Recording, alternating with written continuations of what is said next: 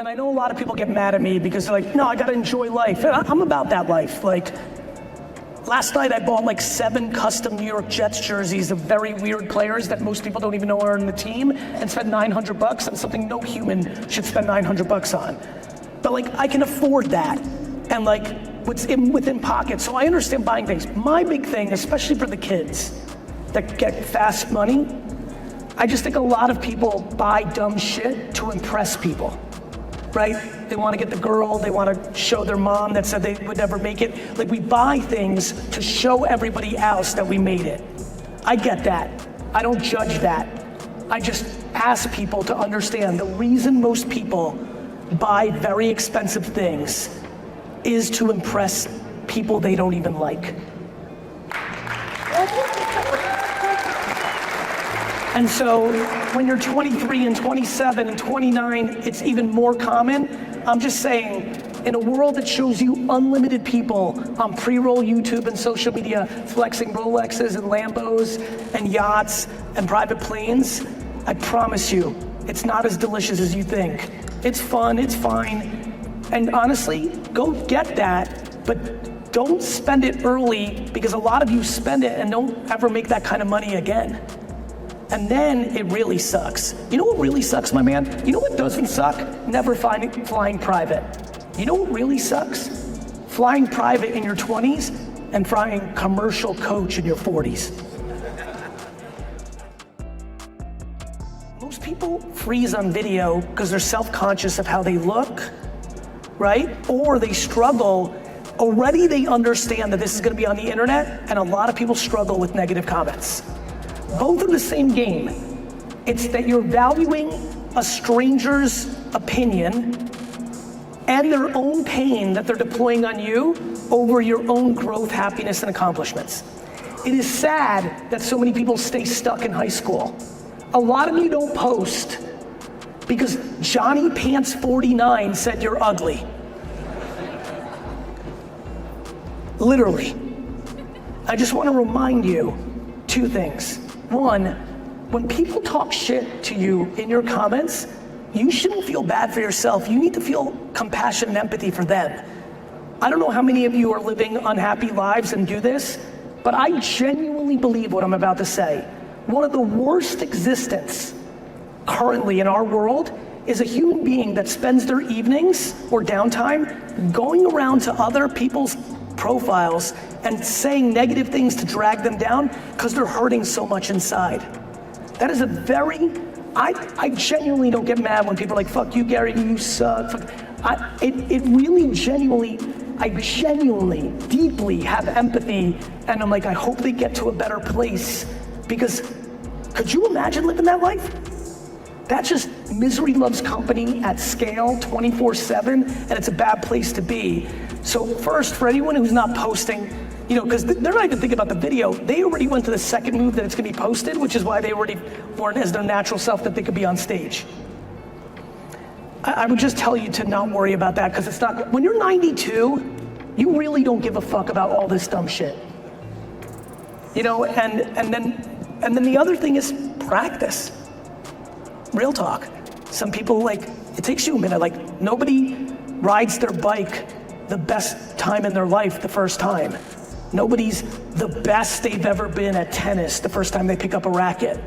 Nobody's the best at making out the first time they make out. It's a fucking disaster. Don't even let me get into sex. People are a real fucking disaster that time. Some real embarrassing shit going on in the world the first time that happens. Same with video.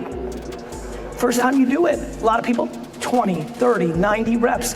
I'm surprised that people don't understand that hard work is one of the most important punchlines in the world. It's been so, by the way, I've been so pumped that everybody's trying to demonize hustle and hard work.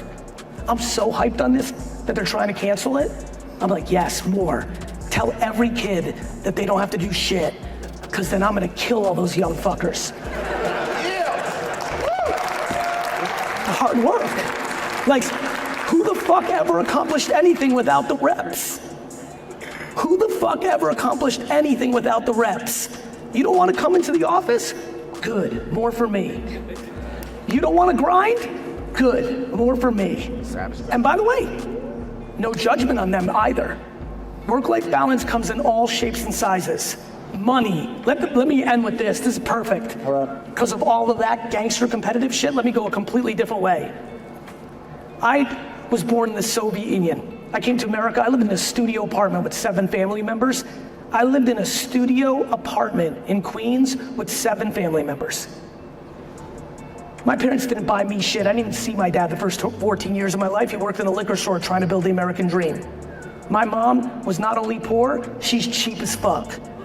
Sounds like my family.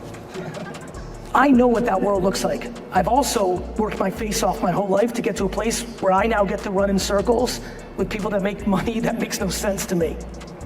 Let me just promise for all of y'all who haven't seen either side of the extreme, money solves little. It's got optionality to it, there's plenty of good with it, but it does not solve your pain. You can't buy your way out of insecurity.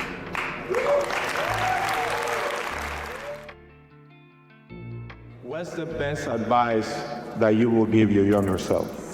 My younger self? Yeah. Mine's very, very specific. I'll give it to you, but mine was very weird, and I'll say this because I think there's probably a dozen people that really need this advice too. My younger self, my man, I had a lot of wisdom. The shit I'm spitting now, I wish you knew my 16-year-old friends. They'd be like, he was on this shit then. Like, I got lucky. I don't know how else to say. I don't like using that word because I think losers weaponize luck on hardworking people. But I'll use luck in this instance. I got lucky with DNA and my mom, right? It was in me, and then I had the best mom of all time that fucking, I had the seeds, but she watered that shit. She did it proper. So I came out, by the time I was 18, I was ready to kill everyone. Because I didn't give a shit about what any of you fucking thought. I loved myself, and I had skills. I put in the work my whole life, and I was like, fuck it, let's kill everyone. But I had a real flaw on some kryptonite shit. My biggest issue, what I would have told my younger self, is that you're gonna get fucked up with not having candor to people you like. And it's crazy. Me on stage, me and my content, me and my books, everything I've been doing for the last 45 minutes, I shoot it heavy straight, pure candor. But if I love you and you're my boy, or you're my cousin, or you worked with me for 5 years like Dustin, and I convert to not knowing you, I love you, but I don't know you. But as every day goes by that I know you, and I take strangers to acquaintances, and I take acquaintances to friends, and I take friends to family. It's how I'm wired. And the more I care about you, the harder it is for me to tell you the truth. And because I've always been managing people since I was like 20, I really struggled. Every single thing that has not gone well for me with people, in personal relationships and by being a boss, every one of them, every one of them, is because I didn't have the strength to tell them how I actually felt, because I was scared that they would get scared if I told them they weren't doing a good job. And it took me a long time. I'm 48. It took me probably into 5 years ago. And bro, on some real shit, being vulnerable, I'm probably a 5 out of 10 on it now. But going from a 1 to a 5 has completely transformed my personal and professional life. And so for everyone here who has a tough time saying to someone they love, or relatives that work for them, or things of that nature, there is a I call it kind candor. There is a kind way, and I promise you, nobody tried harder to get around it. I did some flip shit. I was doing all sorts of shit, but you will regret it. It will not work. You have to find a way to deliver candor if it's your truth, because both people will lose. You will have resentment, and they will be angry at you for being full of shit, and it will not work. And that's what I would have told myself. I would say virtual is hybrid now. How many people had a Google Hangout or Zoom meeting this last week? Raise your hands. So that's happening. At the same token, how many people are physically actually in this room right now with me? So we're hybrid right now. Do I think in 20, 30, 40 years that will be more percentage virtual? I do. I don't think it's gonna be these goggles. I think it's gonna be contact lenses, and it's gonna be AR, VR, or something even more less friction. I don't know, that's not what I do for a living. I act when those things are invented and understand what people do. But it's very clear to me that people are very bad at history. When people are like, no, we're never gonna do that. I'm like, do you understand that if I dug up a caveman and walked him into this room right now, he'd be like, what the fuck? You know, like I was a very bad student, but I was good at history. Do you understand that like 120 years ago, which is like nothing was invented that we live in? You know, it took like weeks to get to Europe because you were on a fucking boat. You like that one? like I don't understand that people don't understand that like this isn't it. Like, let me give you the preview, kids. This shit right here is gonna look like a beeper from the 90s in 20 years. That's how it works. So, do I think virtual is now? Sure, hybrid. Do I think virtual will continue to grow? Of course. Do I think for the people that clapped and you guys want to win, that you got to get your timing right so you don't get ahead of your skis? Because when people do future stuff, they get caught. They get caught, they're like, next year, and it takes 9 years. When I was doing Twitter and Facebook in 2006, I was like, by 2010, people are gonna really understand social media. It's 2024, and I just spent 40 minutes begging you to fucking pay attention.